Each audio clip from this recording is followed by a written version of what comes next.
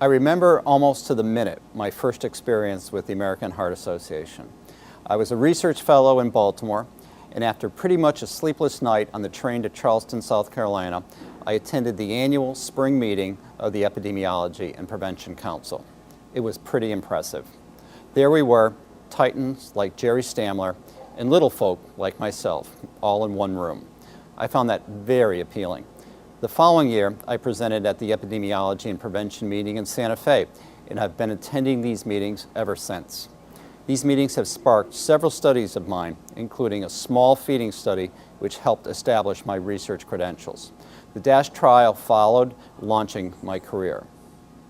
As my career has progressed, so has my involvement with the American Heart Association. After the DASH trial was published in 1997, I was invited to join the Nutrition Committee. That really took me out of my comfort zone. I did very quickly learn a lot about other areas in which I had no formal training. I also got a good handle on industry perspectives. In writing AHA scientific statements, I also learned a lot about policy making.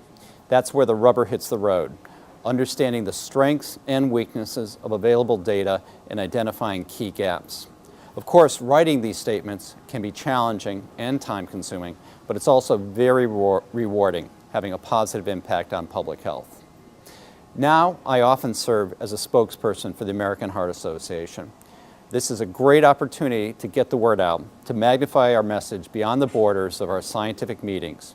Compared to other organizations, the AHA is perceived as an incredibly trustworthy source of unbiased information, and contributing to its mission is quite simply the right thing to do. As I think back on my very first AHA meeting, I continue to be impressed with the rigor of the science and the passion of the people who attend these meetings. The routine exchange of ideas is extremely stimulating, and as it did for me, sparked the next big idea that will improve cardiovascular health.